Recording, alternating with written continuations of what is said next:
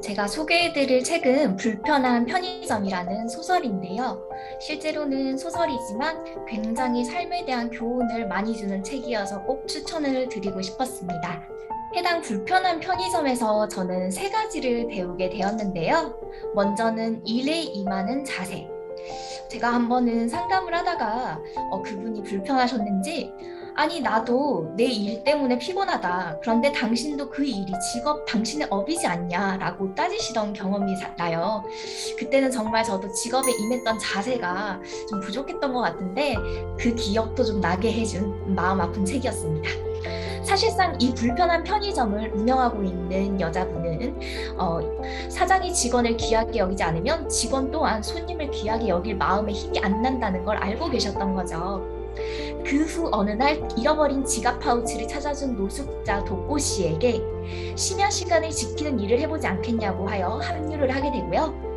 그렇게 해서 편의점 일은 사실 힘든데 일이니까 감수를 해야 하고 불편하고 내가 힘들어야만이 다른 사람, 서비스 받는 분들은 편할 수가 있다라는 하나의 일에서의 자세를 배우게 되었습니다. 사실 공무원 시험 낙방하면서 여러 가지 사회와의 끝도 없다고 느끼던 시연 씨가 유튜브를 통해 사회와 연결점을 찾게 되었다는 점에서 새로운 삶의 의미를 발견하게 됐고요. 그리고 한 가지 더는 제가 정말 엄마한테 많이 투정도 부리고 그러는데 정말 가족한테 손님한테 대하는 것만 해도 서로 인생에 나타난 귀한 손님 귀빈이니까 그렇게만 해도 사실 엄마에게 내가 상처 주는 일이 없을 텐데 라면서 제 스스로 많이 좀 돌아보게 된 경험도 했습니다. 저도 참 이 책을 읽으면서 삶의 의미를 찾았고 또한 어떻게든 삶이라는 것 자체는 사회 속에서 일을 쉬든 일을 하든 어쨌든 사회라는 연결고리 안에서 버텨내면서 의미를 찾아가는 과정이라고 생각을 했어요. 포기하기 싶을 때 포기하지 않고 강은 빠지라고 있는 곳이 아니라 건너가라고 있는 곳이고 광야는 영영 갇히라고 있는 곳이 아니라 건너서 언젠가 끝이 생기는 한 통로라는 걸 배우게 됐고요. 저 또한 정말 삶으로 인해 힘든 순간이었는데 삶이란 어떻게든 의미를 지니고 계속된다라는 걸 깨닫고 비볼리오라는 이러한 연결점을 찾기 위해서도 좀 사회에 참여하는 마음으로 참여한 것도 있습니다. 하여간 여러모로 저에게도 도전이 되고 힘이 되는 위로가 되는 그러한 소설책이었습니다. 네, 한번 꼭 읽어보시기 바라겠습니다. 감사합니다.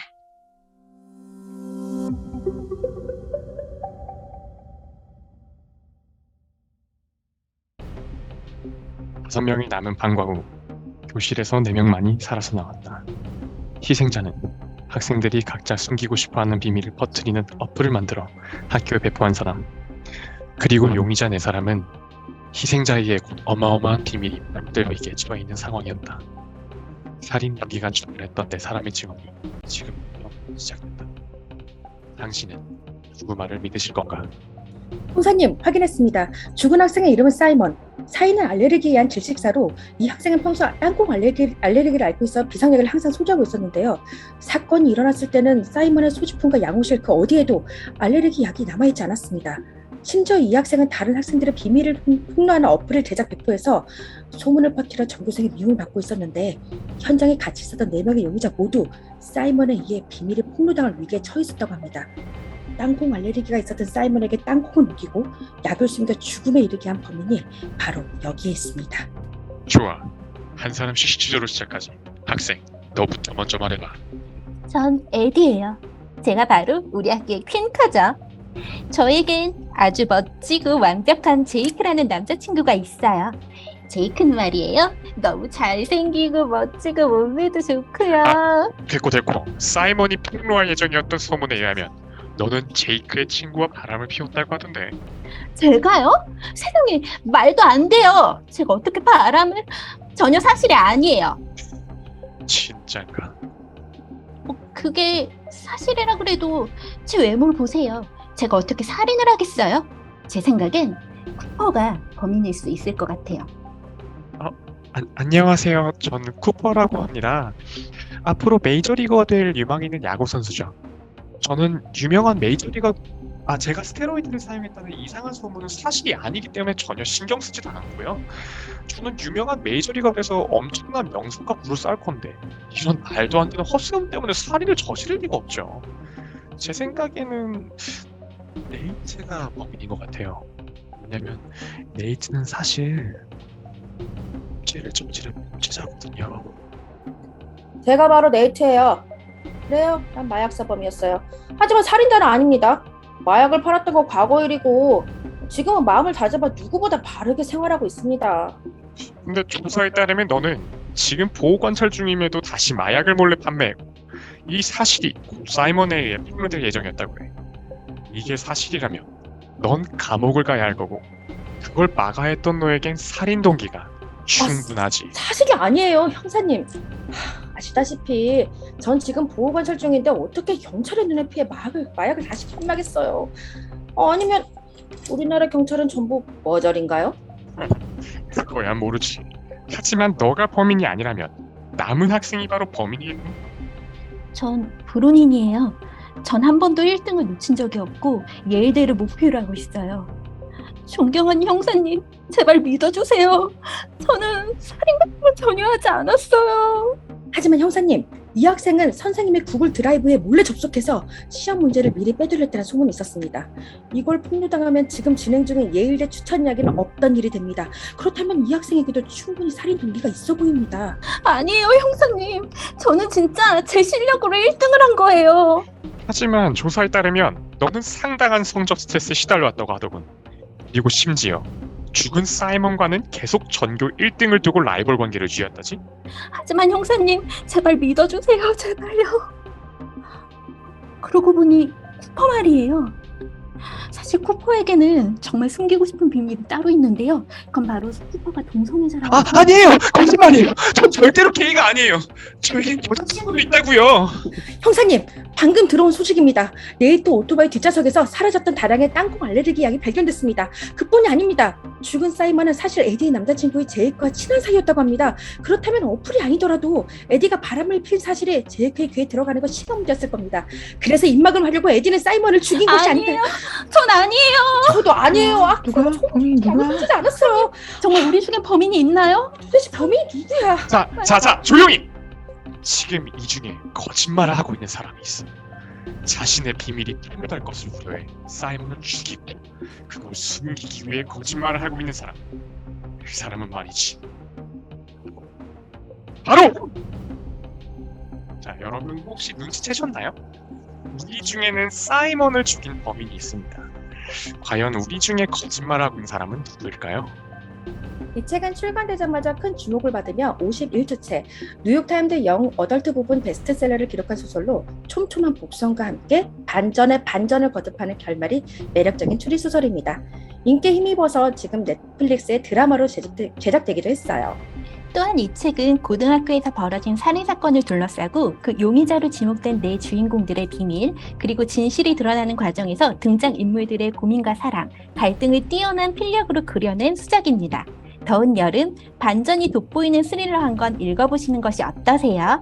지금까지 지시원센터 먼저 정소랄 박예지였습니다. 감사합니다. 감사합니다.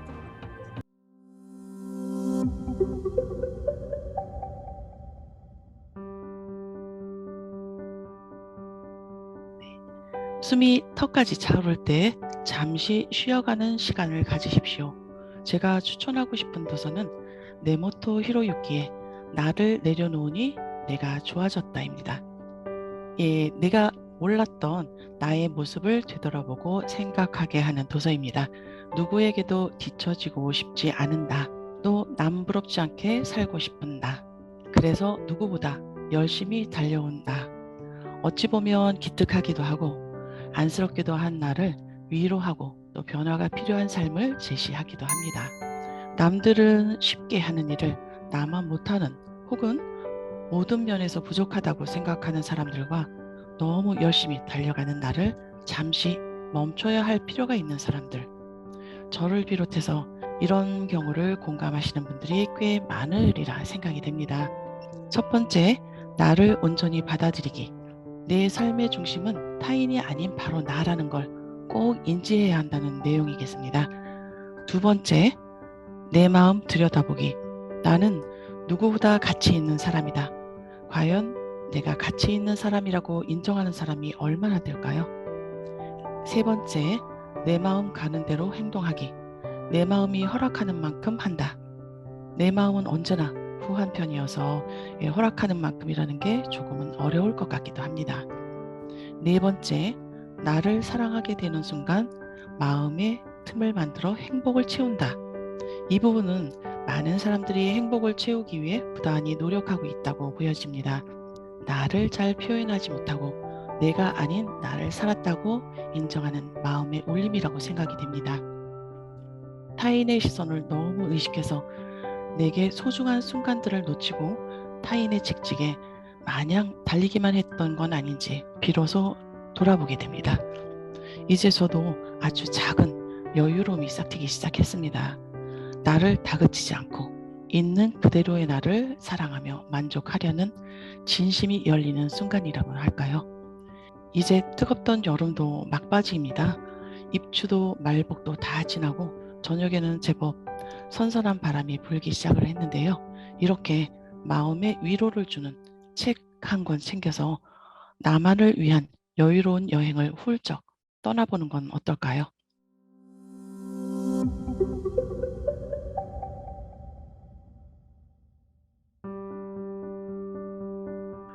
일단 제목은 아무것도 아닌 지금은 없다라는 책이고요. 감명 깊게 읽었던 구간이 배터리가 나간 핸드폰을 켜는 방법은 켜질 때까지 전원 버튼을 누르는 게 아니고 충분한 충전뿐이다.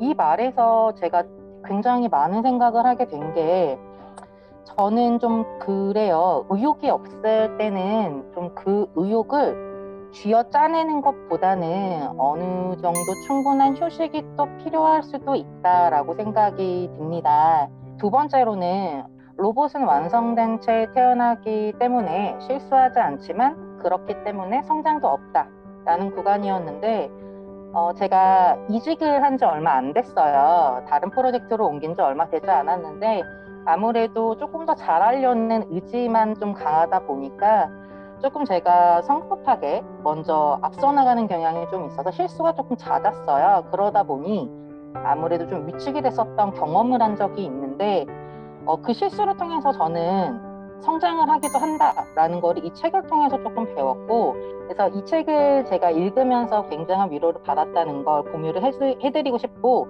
마지막으로 저희가 진로를 선택할 때 가장 중요하게 생각하는 건 공감을 제가 굉장히 많이 했는데, 힘든데도 계속하고 싶은 거 물어봤을 때 네라고 대답할 수 있는 일을 하세요 라는 이 구간도 굉장한 공감을 많이 했습니다. 이게 내가 가장 잘하는 일인가가 아니고 그렇게 시작을 하게 되면 나보다 잘하는 사람을 만나게 되면 아무래도 이유도 또 의욕도 잃게 되는 것 같아요. 그래서 힘들어도 내가 계속하고 싶은 일을 하시는 게 옳다고 생각을 합니다. 가끔씩 한 번씩 나를 되돌아보는 시간이 될 수 있는 책이다 보니 저는 추천을 드리고 싶습니다. 감사합니다.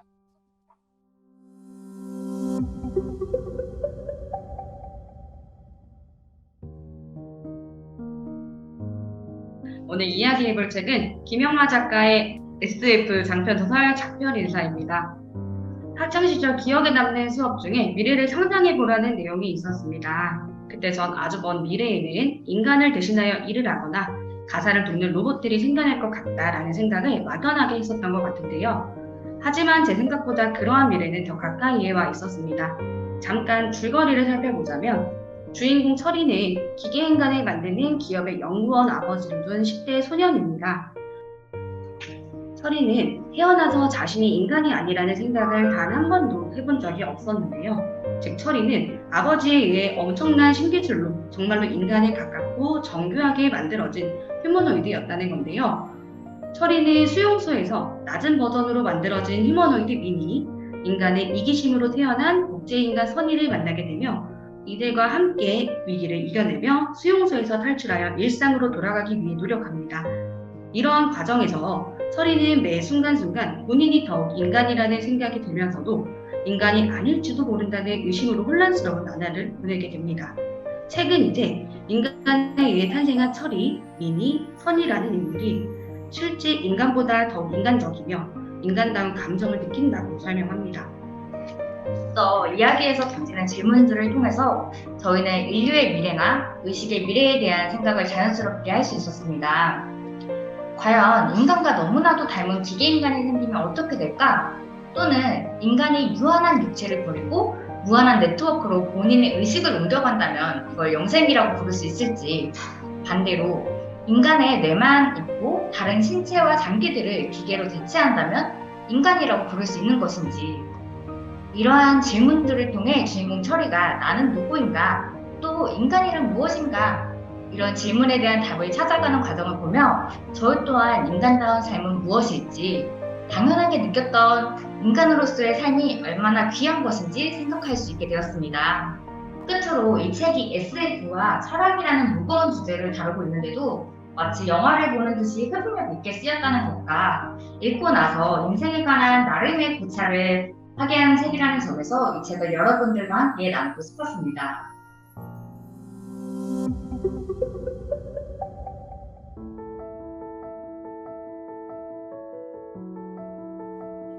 보통 물질적인 풍요나 사회적인 명성, 혹은 건강한 신체나 안정적인 생활이 보장된 인생, 이렇게 각자가 추구하는 가치관에 따라 정말 다양한 가치를 행복의 기준으로 삼고 계실 것 같습니다. 일반적인 경우에는 각자가 생각하는 이런 행복의 요소들이 하나, 둘 충족되는 그런 순간들, 매 순간들이 쌓이고 쌓여서 행복한 삶이 구현된다고 생각하시는데요. 오늘 소개해드릴 소설 속의 주인공이 가진 이 행복과는 남들과 사뭇 다른 데서 오는 그 미묘한 차이, 그리고 연쇄적으로 발생하는 우연한 사건들이 결합되어서 한 가족이 겪는 체험이 책 전체 서사의 핵심 줄기가 됩니다. 주인공이 남편에게 묻습니다. 행복이 뭐라고 생각하는데? 네, 그 대답에 대해 남편이 자신의 생각을 말합니다. 행복한 순간을 하나씩 더해가면 그 인생은 결국 행복한 거 아닌가? 그런데 주인공의 답변이 되게 인상적이었습니다. 아니, 행복은 덧셈이 아니야. 행복은 뺄셈이야. 완전해질 때까지 불행의 가능성을 없애가는 것. 소개해드린 작중 대화를 통해서 이 주인공의 행복의 기준이 확고하고 또 누구보다도 삶의 행복을 적극적으로 추구하는 캐릭터라는 점, 경제적으로는 더할 나위 없이 풍족한 주인공이 예쁜 딸, 자상한 남편, 개구쟁이 아들과 함께하던 일상에서 어떤 의문의 사건이 발단이 되면서 그 일상이 뒤틀려가는 과정을 중심으로 전개됩니다. 저는 특히 이 소설이 이야기를 전달해주는 방식이 매우 독특하다 느꼈는데요. 주인공이 어린 딸, 남편, 언니, 세 등장인물로 시점이 수시로 바뀌면서 총 3명의 화자가 각 등장인물이 휘말리게 되는 사건과 그것을 둘러싼 상황과 장면들을 생생히 전달해줍니다. 먼저 주인공과 첫 데이트를 하던 남편의 독백입니다. 한 발짝씩 전진할 때마다 별들이 이마 위까지 활주해왔다. 어찌나 밝고 어찌나 가까이에서 반짝이는지 별빛이 얼굴을 파랗게 적시는 기분이었다. 네, 첫눈에 반한 주인공과 데이트를 하는 남편의 눈에 주변의 모든 상황들이 매우 아름답게 느껴지는 그런 낭만적인 순간임을 암시하는 표현이라 느낄 수 있는데요. 이렇게 소개해드린 구절 외에도 이 소설에는 참신하고 생생한 표현들이 적재적소에 잘 활용되어 있습니다. 소설의 문체에 주안점을 두고 탐독하셔도 굉장히 재미있을 거라 생각합니다. 저는 이 책을 한 장 한 장 넘겨가면서 이제껏 생각하지 못했던 행복한 삶의 조건들을 한 번 더 고찰해보는 계기가 되었습니다. 제가 문학 비평가는 아니지만 이 책에 대해 한 줄 평을 쓰자면 이렇게 쓰겠습니다.